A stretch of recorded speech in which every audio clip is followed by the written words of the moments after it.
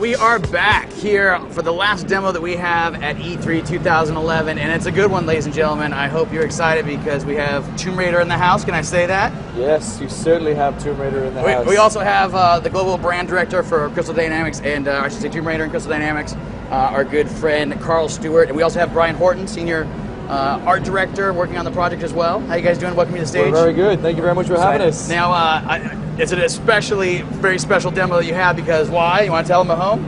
This, outside of the Microsoft conference, is actually the first time that we've demoed it live outside of our booth. Excellent. All right. Well, so it's kind of a world exclusive in its own right. Thank you so much. We got the game here. So without further ado, we're gonna let Brian just jump in and let's take a look at what you guys brought. All right, here we go.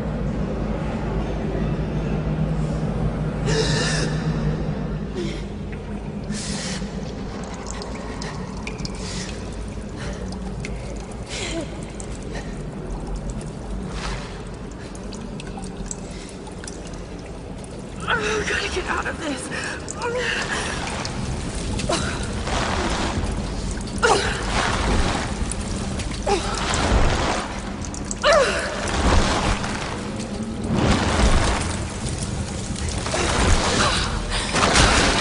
I can't die like this.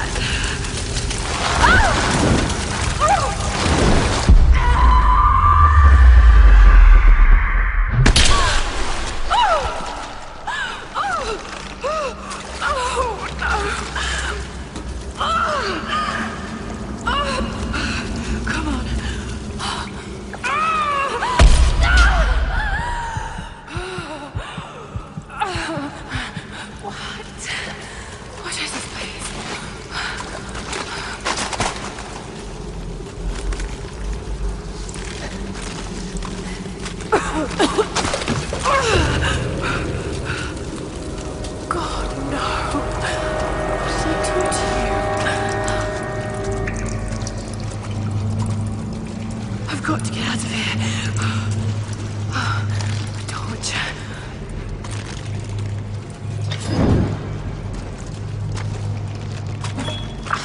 That was loud.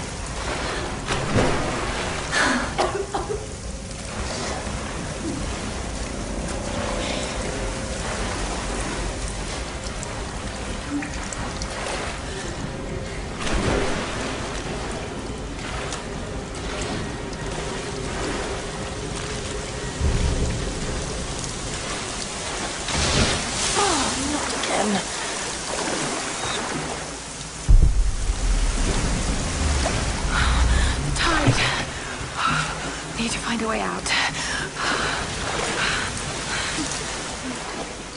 More fire.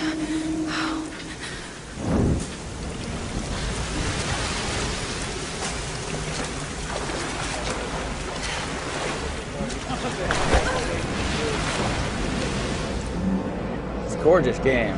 Thank you. Thank you so much.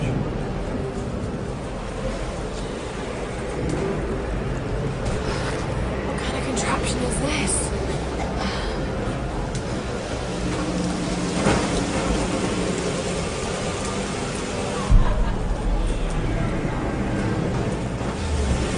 What is that? We saw Brian doing there. So basically, survival instinct. It's a way to teach the player all the way through about sort of touch points in the world, things that you learn. It's about character growth.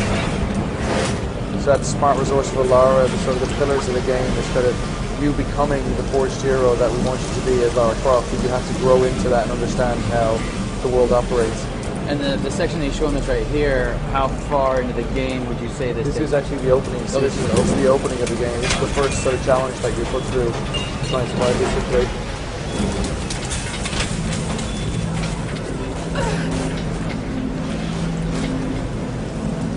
Now we were talking a little bit. This is a project you guys have been keeping secret for like 2 years. Yeah, we've been about 2.5 years. We've been working away, and we announced it back in December. Is that Game Informer cover? That was a Game Informer cover, and then Informer, since then we've been shown obviously select partners and lead up to E3. To try and make sure that we sort of ground the story and make sure that people understand exactly what we're trying to do with the franchise. It's something different, huh? Like, the game speaks for itself. It's super awesome. Thank you. The team at Crystal Dynamics have been working their asses off to get it to this point, like so we're very proud of the guys.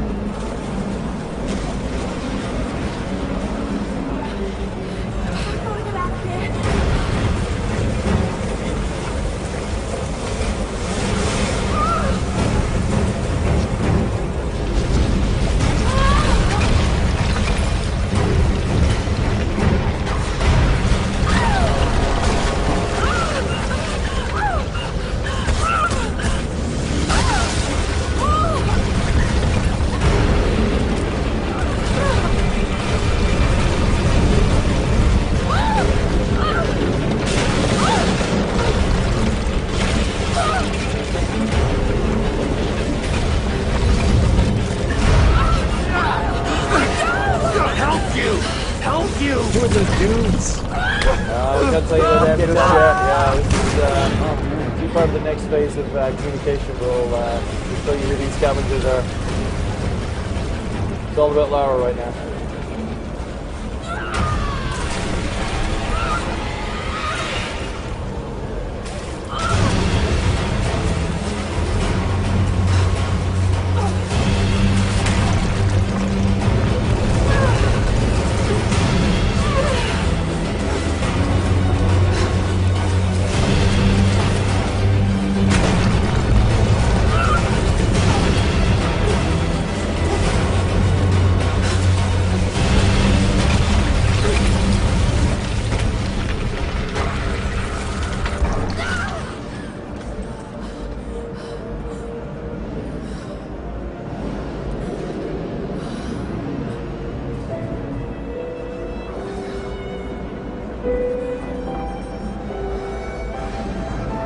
That is something else.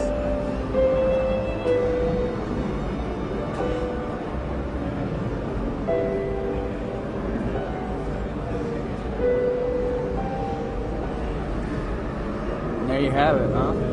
Wow, that is super awesome. I hope you guys get here. People are clapping out here at the booth. So yeah, that is something else. Now, before I let you guys go, I got some audience folks in our audience would probably like to ask you a couple questions. Before we get to that, I've got a couple of my own. Yes, far away. Obviously, the Tomb Raider series had kind of like, been where it had been in for a while, and then we'd seen it like when you guys talked about doing this and taking this in a slightly different direction with all the, with all the crazy stuff you guys are doing. What did people say when you told them that you wanted to do it? I think everybody knew that when we finished Underworld, it was time to sort of review Tomb Raider, see where it was going to go in the future. I think when Daryl and the team at Crystal all got together, we decided it's time to reimagine Lara Croft.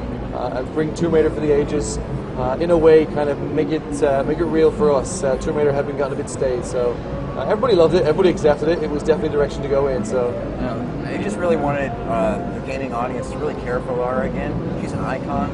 We feel like the way we approached her, making her younger, more vulnerable, and giving her some room to grow is going to make a big difference, and we're really excited about launching that version of Lara to the world. With what you guys had started planning before you started building this some 2 years ago or whatever, and seeing it here today, it's like how close to the original vision. It seems like it's neat. everything changes. You start with some great ideas, some vision, then you start to tailor that. So I would say over that period of time, it's changed very little. There's maybe a couple of things that have been taken out, which just with things that make sense. Every developer goes through that process where you just feel like it kind of dilutes the experience you're trying to unfold. So we're not too far from the reimagining that we imagined back then. All right, so we're going to take a crack at some of these questions from the audience, if you don't mind. And I know you guys aren't shared a whole lot yet. All you said is like mostly about Lara, so by all means, tell me what you can and let me know what you can't. So for hard launch from Houston wants to know, will there be open environments we can explore? So obviously the stuff we see here, it's pretty straightforward, kind of where you're going. Do we get to areas that we're going to look through? Yeah, we've been shown behind closed doors, one of our new hub areas. One of our goals is to create these sort of non-linear spaces, and with our new sort of dynamics about how Lara can move around these spaces, it allows you to feel like you're actually being an adventurer that Lara Croft should be. So these spaces are critical to the game, critical to the story. They'll be placed all around the island, and they're kind of a big change for the franchise. In the past, we've been very linear. We've been very sort of binary, jumping from ledge to ledge. Now the system we put in place allows you to have freedom of control to move around and really explore. Fantastic. One of the keys to Lara's adventures in the past, obviously, have been dual wielding sometimes pistols. Chris Strebler out of Charlotte, North Carolina, wants to know how do you guys basically handle the combat scheme in the new Tomb Raider? So it's a bit early for us to be showing combat because obviously we're trying to introduce this character arc, this young girl who's landed on this island and had to deal with her first situation, and it would kind of extract you from the situation to say, here's a gun, go fight. So I think that will all come. There's a time and place for it, but we're being extremely competitive when it comes to combat for Tomb Raider. And before I let you go, I'm going to ask you a couple more questions here. From Finland, we got somebody asking about the different platforms you guys are going to release it on. Obviously, we've seen it on the Xbox 360 right here. What else you guys got cooking? We're going to have PlayStation 3 and Xbox 360, PS3. Yeah, they're the three main ones. The three main ones. The QuickTime events, Drummer out of Wisconsin wants to know, are there a lot of QuickTime events? Are there any RPG elements we see her progress in terms of her abilities and everything as you go through the game? Yeah, character progression has a lot. It's one of our big goals on the project. So just because we're telling an origin story and Lara doesn't have all the skills she needs, to be the true hardened survivor, she's going to learn and grow, and these sort of RPG elements are going to be incorporated. But as far as weapon progression, we really wanted to start her off with nothing and have her survive just from her wits and her inner strength.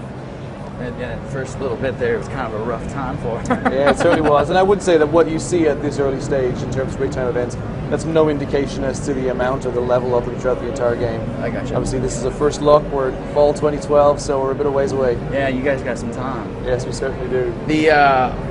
I'm totally going to let you guys off the hook at this point because these questions are they go on forever.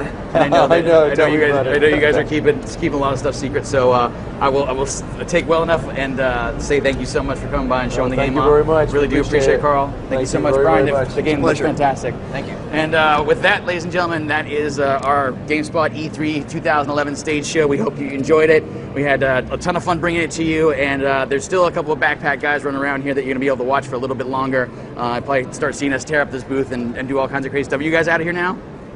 We have maybe 5 or 6 things left to do. We're on our 9 o'clock flight back to San Francisco. Excellent. Well, I will let you guys get started on it. Again, thanks you all for watching. We'll see you next time here at GameSpot.